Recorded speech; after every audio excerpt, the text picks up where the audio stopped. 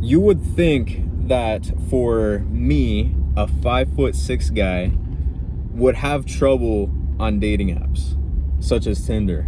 But if you stick around, you'll find out that this dude right here actually found some luck the one time, okay? What's up, playa? It is I, Sebar Wise. And listen, dude, this date was not that difficult to set up, and it actually went pretty well, in my opinion. So I was just, scrolling on Tinder, and I eventually seen this one woman I liked in particular. So I go ahead, I send her a like, and not too long after, she gets back to me. I message her.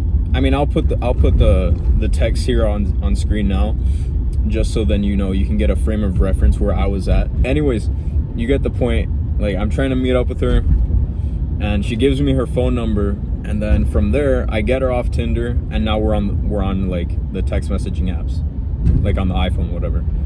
And we're messaging there, and I'm trying to set up a date because I'm not the type of guy that likes to be texting back and forth for days on end. It's the day of the date, and now here's the deal.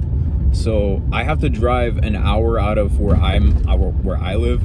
So I make the drive, and I meet up with her at our college campus, because she's in the States, in the United States, temporarily, because, like, to my surprise, I didn't find this out until the day of the date itself, is that she is not from here. She's from Nigeria, which was like jaw-dropping, you know what I'm saying? I instantly knew that she wasn't from here from the moment that I heard her speak, right? Because she just had the accent.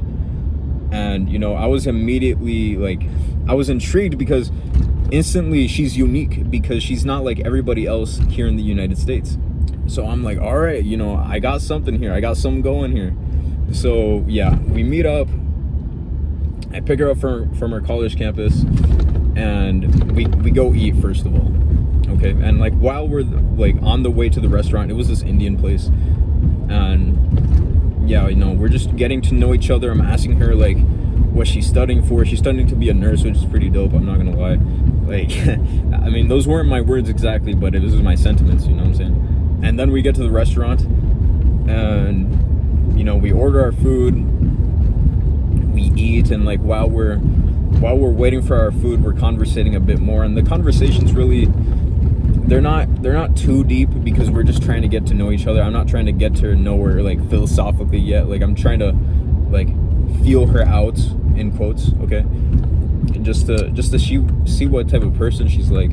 The culture shock really hit me, because like she wasn't familiar with like a lot of stuff that you would think that people would be familiar with. Like, at some point during our conversations, I bring up that I want to get this book called Frankenstein, and she's like, Frankenstein? And I'm like, yeah, you never heard of Frankenstein? And she's like, no. And I'm like, what? Like, how is that even possible? Like, I thought everybody knew about Frankenstein, because it's like a story that's been around for years on end. I was just like, man, like, what else doesn't she know about it? So eventually we start talking about music. She mentions that she listens to The Weeknd as well. I ask her, which Weeknd songs do you listen to? And she says, oh, like, I like Blinding Lights. And I instantly in my head, I'm just like, like, she's one of these girls, you know what I'm saying, that listens to the new stuff. Me personally, I'm more of a House of Balloons, Echoes of Silence, Thursday type of guy, you know what I'm saying? I love loft music. If you listen to loft music and mess with loft music, leave a like down there, you know what I'm saying? But yeah, that song rules. But she's one of those types of girls who listens to like whatever's mainstream, which is no fault to her, obviously. I don't have an issue with that, but I do wish that she was kind of a bit more knowledgeable on The Weeknd. But I don't really have a problem with that. It's whatever.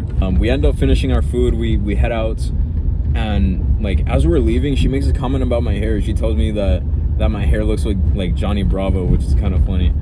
I thought it was hilarious. The next place we go to is Barnes and Nobles, because I'm trying to pick up this book Frankenstein, and originally I was gonna look for the Mary Shelley version, the original version of Frankenstein. However, like, I didn't want to spend all day at Barnes and Nobles, with this girl that I just met, trying to find this book.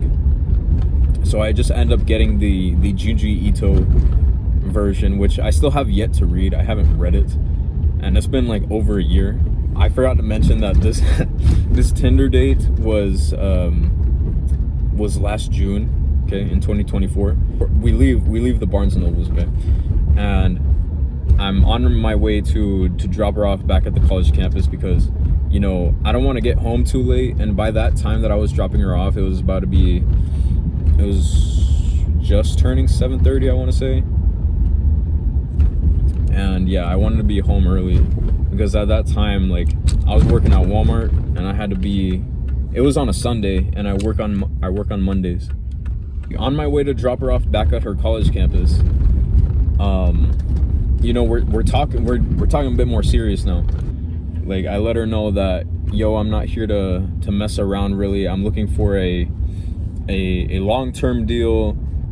And she's feeling the same way. And I'm like, oh, well, this is a good sign for me. We're talking about what we value in each other's partners. And I tell her that I value loyalty, respect, and honesty. And she feels the same way. So, you know, we're already connecting the pieces, you know what I'm saying? The time comes where we arrive at the college campus. I drop her off, and like instantly before I let her go, I was like, yo, would you be interested in a second date? And she's like, yes. Like, she ecstatically was like instantly just yes. But as you all probably know by now, real life don't really got happy endings like that. But that's a story for another time. So I hate to blue ball ya. There's a little bit more to the story. So if you guys are interested in having a part 2, let me know, and I will definitely make that video. I mean, I'm gonna make it regardless, to be honest with you. But yeah, dude, this was just my experience on Tinder. Now, I do want to make a slight disclaimer that I have not had a similar experience on Tinder, not even close, okay? This was like a once in a blue moon, very rare, not even supposed to happen type scenario. Ultimately, I was kind of fortunate to have experienced it because it was kind of eye-opening to me, to let me know as a man that it is possible for me to find a partner out there, but it is harder, right? I'm not gonna act like, oh, it's this easy thing. It is very difficult, especially with modern women.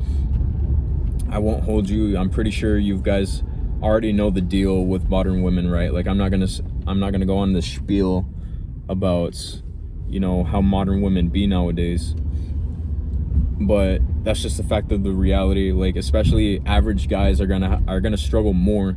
But I want to take a different perspective and say that there is still hope for you guys, including myself. You know what I'm saying? There is still hope. All hope is not lost, even though that the odds are stacked against you. Han Solo once said, never tell me the odds. And, you know, he ended up finding success. You too can find success. It's going to be hard. I'm not going to lie to you and say that it's going to be easy. It's not going to be easy for any of us average guys. I'm average. You're probably average watching this, and that's fine. But the point is that there's somebody out there for you, okay? Regardless of what anybody will say, most black pillars will probably say, oh, you're coping, bro. Like, no, you don't know the whole story. That was just the one-time thing. And you're right, it was just the one-time thing. But it is still possible. There's hope, fellas, okay?